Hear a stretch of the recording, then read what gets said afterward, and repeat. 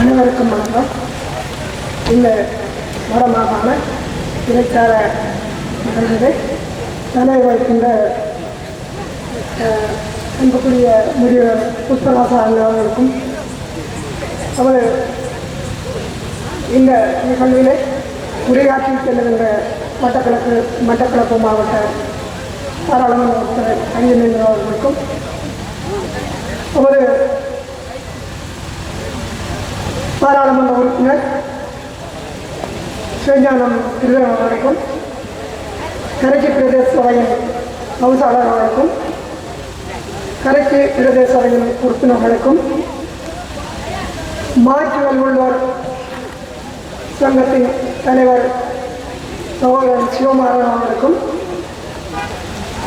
இங்கே கலைஞர்கள் வரவேற்பாளர் அதே நேரத்தில் நம்மோடு வடமாகாண தேர்தலில் போட்டியிடுகின்ற முதலாம் இலக்கத்தை சேர்ந்த அரியநேந்திரன் ஐயா அவர்களுக்கும் அரியரசன் ஐயா அவர்களுக்கும் 5ஆம் இலக்கத்திலே போட்டியிடுகின்ற குருலோசா அவர்களுக்கும் இந்த மண்ணிலே எங்களை மாகாண சபையிலே வெல்லப்பட வேண்டும் என்ற நோக்கத்துக்காகவும் தேசிய கடமையை நிறைவேற்ற வேண்டும் என்ற நோக்கத்துக்காகவும் இவ்வளவு நேரமும் இந்த மண்டபத்திலே அமைதியாக இருக்கின்ற அன்புக்குரிய பெரியோர்கள் பெற்றோர்கள் தாய்மார்கள் சகோதர சகோதரர்களுக்கு எனது அன்பான வணக்கம். கொண்ட லட்சியம் குன்றிடாதலும் கொள்கை வீரரின் காலடி மண்ணிலே கொண்ட லட்சியம் குன்றிடாதலும் கொள்கை வீரரின் காலடி மண்ணிலே நின்று கொண்டு நாம் இந்த நிகழ்விலே கலந்து கொண்டு உரையாற்றுகின்றோம். இந்த மண்ணிலே 2 பெரிய போர் நடந்தது. ஒன்று தந்தை செல்வாவின் தலைமையிலே சாத்வீக போர் நடந்தது. பண்டா செல்வா ஒப்பந்தம் நடந்தது, செல்வா ஒப்பந்தம் நடந்தது. இது எல்லாம் கிழித்தறியப்பட்டது. அதற்கு பின் அந்த செல்வாவர்கள் அனைத்து தமிழ் தலைவர்களையும் கூட்டி வட்டுக்கோட்டையிலே ஒரு தீர்மானம் ஒன்று எடுக்கின்றார். வட்டுக்கோட்டை தீர்மானத்திலே தமிழீழம்தான் முடிந்த முடிவு என்ற அந்த சொல்லை பிரயோகித்த முதலாவது மனிதன் அந்த செல்வா அவர்கள்தான் தமிழீழம் என்ற சொல்லை பிரயோகித்து அந்த மாநாட்டிலே வெளிப்படுத்தி வைத்தார். அதற்கு பின்னே 30 ஆண்டுகள் பாரிய போர் நடந்தது. அதிநவீனமயமான ஆயுதங்கள், வானத்திலே பறக்கின்ற விமானங்கள், கடலிலே பறக்கின்ற ஓடுகின்ற ரோடாக்கள் எல்லாம் தேசிய தலைவன் பிரபாகரன் படையால் அடித்து சிதற்கு நொறுக்கப்பட்டது. அதன் பின் நாங்கள் அகதிகளாக்கப்பட்டோம். இலங்கை அரசு நேர்மையற்ற அரசு, சிங்கள அரசு நேர்மையற்ற அரசு என்று எல்லாருக்கும் தெரியும். அவர்கள் எங்களை அழைத்தார்கள், தொந்தரவத்தில் இருந்தோ பாதுகாப்பு வலயம் பத்திராம இருக்கலாம். நாங்கள் அங்கே இருந்தோம். கொட்டு குண்டுகளையும் செல்களையும் மழையாக பொழிந்து நமது குடும்பங்களை மண்ணோடு மண்ணாக சிதைத்து விட்டார்கள். நாங்கள் வங்கலை போட்டு மூடினோம். பின் கம்பிக்குள்ளே சென்றோம். பின் கட்டிய துணியோடு இந்த மண்ணுக்கு வந்தோம். இந்த மண்ணுக்கு வந்தோம். பல இன்னுகளை அனுபவிக்கின்றோம். ஆயுத கலாச்சாரம் கலைந்து விட்டது என்று ஜனாதிபதி கூறுகிறார். இங்கே 24 மணித்தியாலம் ஆயுதத்தோட இராணுவம் உலாவுகின்றது, உள்நாட்டுறையில் உலாவுகின்றார்கள். ஆகவே இங்கே ஆயுதம் மிதந்து கொண்டிருக்கின்றது, எங்களை பயமுறுத்திக் கொண்டிருக்கின்றது. அந்த நிலையிலே தான் ஜனாதிபதியோடு கூறுகின்றார்கள், ஆயுத கலாச்சாரம் முடிந்து விட்டார்கள். அன்புள்ளவர்களே, இங்கே எல்லாரும் பேசிட்டோம், எல்லாத்தையும் பேசிட்டோம். நான் ஒரு சில விஷயத்தை சொல்லிட்டு போறேன். எமது முதலமைச்சர் திக்னேஷ் அவர்கள் ஒரு நேர்மையானவர், ஒரு நிர்வாகி, ஒரு நீதிபதி என்றெல்லாம் சொன்னார். அதற்கு மகிந்த சொன்ன கதையை காணும். மகிந்த சொல்லியிருந்த நீங்க பேப்பர்ல பார்த்துருக்கீங்க, தேகள் எல்லாம் கருப்பு அல்ல. ஆகவே முதலமைச்சர் திக்னேசனை கண்டு நீங்க பயப்படாத.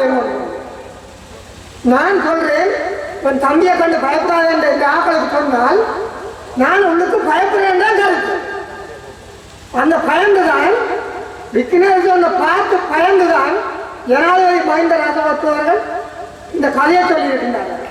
எனவே இந்த மண்ணிலே இருந்த மாவீர துயிலங்கள் எல்லாம் அடித்து நொறுக்கப்பட்டது, எல்லாம் இடித்து அழிக்கப்பட்டது.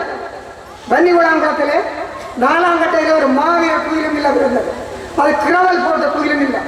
கிரவல் தான் நான் கீழே உள்ளது. இடித்த துயிலுமில்லங்களை இடித்த இந்த கயவர்கள், இந்த அநியாயக்காரர்கள், சிங்கள ஏகாதிபத்திய அரசு இந்த 4ஆம் கட்டையிலே உள்ள வன்னி உலாங்குளம் மாவீர துயிலும் இல்லத்தை இடித்ததோடு நின்று விடாமல் அங்கே உள்ள கிரவல் எல்லாம் கொட்டி அள்ளி கொண்டு போய் பெக்கோ மூலம் பாண்டியங்குளம் ரோட்லையும் துணுக்காய் ரோட்லையும் கொட்டினார்கள்.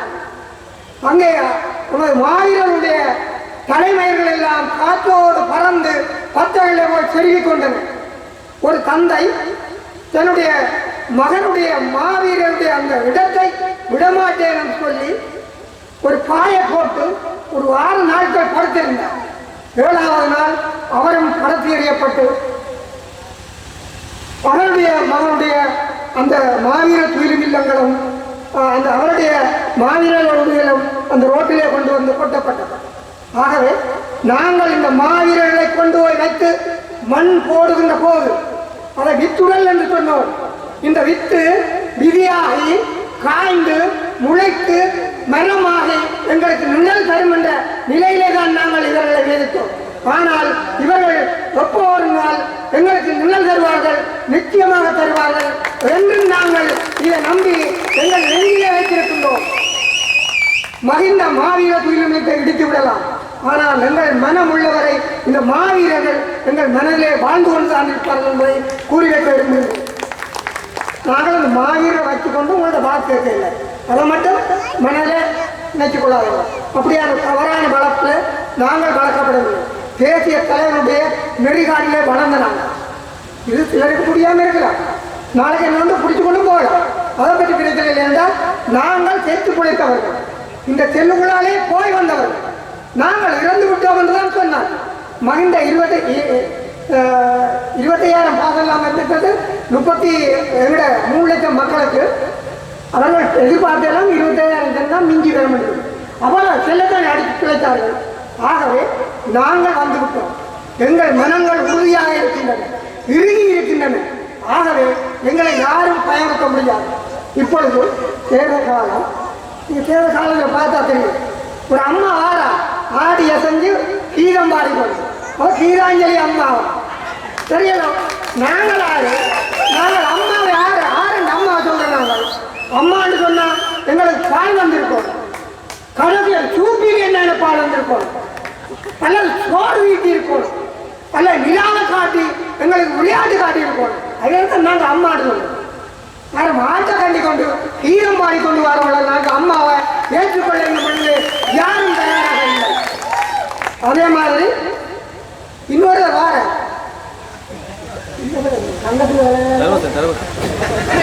தர்மசிறு பொண்ணு தம்பி தர்மசிறு எங்கட சங்கத்திலே மகிந்த ராஜபக்தனுடைய மகனாலே அவர் தலைவராக்கப்பட்டார். அது எங்களுடைய பணம், எங்களுடைய சொத்து. நாங்கள் அந்த சங்கத்தினுடைய அங்கத்தவர்கள். ஆனால் அவர் நியமிக்கப்பட்டார். பொண்ணு தம்பி இந்த சின்ன தம்பி நியமிக்கப்பட்டார்.